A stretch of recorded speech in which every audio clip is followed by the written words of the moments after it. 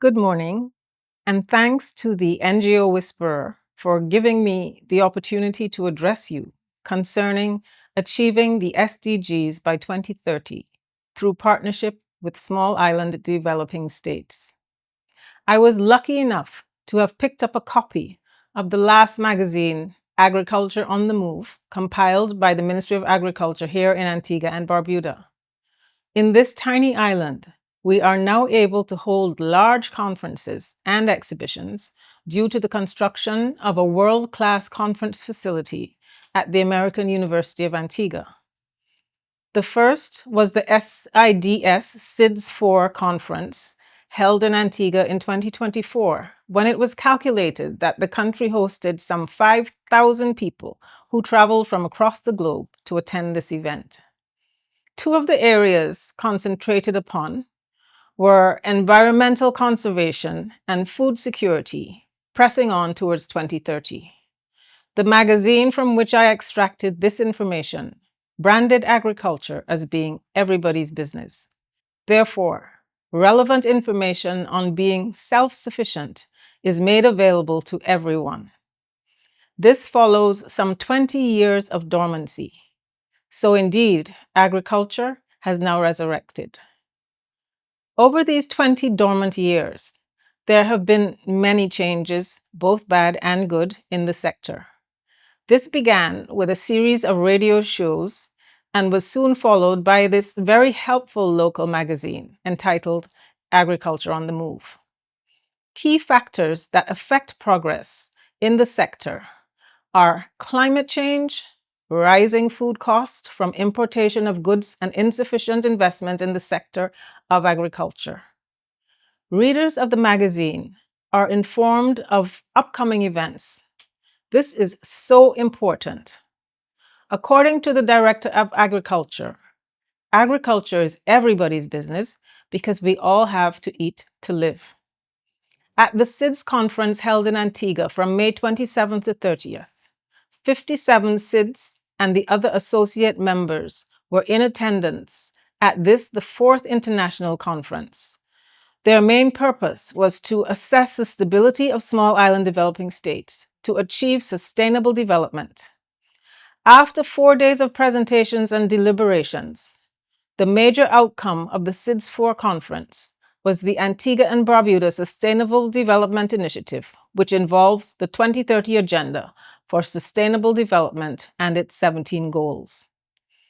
Some of the areas SIDS is requesting support for include building resilient economies, scaling up climate action and support, conserving and sustaining the use of the ocean and its resources, reducing mainstream disaster risk, creating safe, healthy societies, analyzing and using data collection, innovation and digitalization of science and technology, encouraging populations which are productive and forming very important partnerships, leading to safe and healthy societies, secure futures, environmental protection, and planetary sustainability. Of course, we expect the UN to show more meaningful support for SIDS, and projects need to be monitored closely and evaluated. A call will also be made for the UN General Assembly to undertake a comprehensive midterm review, informed by regional proprietary action. The gaps and challenges must be addressed, and we must identify the priorities for the 5 final years of implementation.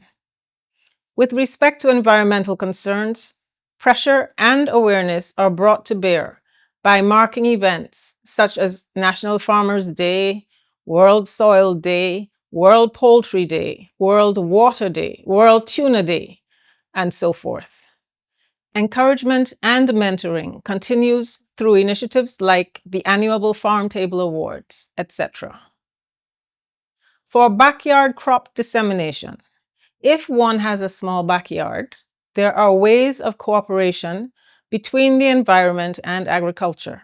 For example, in Antigua and Barbuda, we are using manure from the donkey sanctuary in order to fertilize our backyard gardens.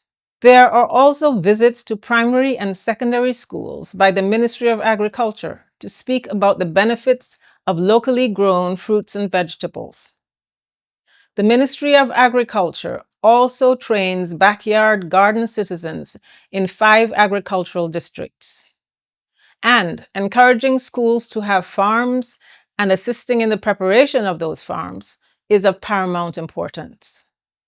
The Ministry of Agriculture also undertakes to send local farmers to the People's Republic of China on a regular basis so that they can become familiar with new and available uses of technology.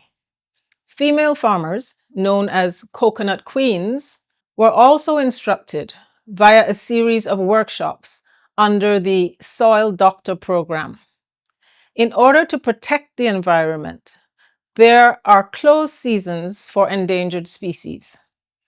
From January to March, certain types of fish, such as grouper, are totally taken off of menus. From May to July, the parrotfish is off limits. From May to June, lobsters cannot be caught and eaten. From July to August, the conch is out of bounds. It is illegal to catch marine turtles, and failure to comply results in a fine of 50,000 Eastern Caribbean dollars. The Agricultural Magazine also speaks to upcoming projects.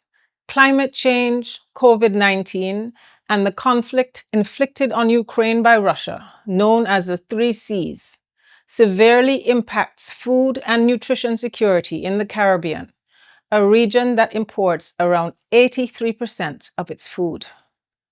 On average, the English-speaking Caribbean consumes around 6 to 11 servings of staples, daily comprised of sweet potato, dasheen or yam, breadfruit, and plantain or banana, rice, and wheat.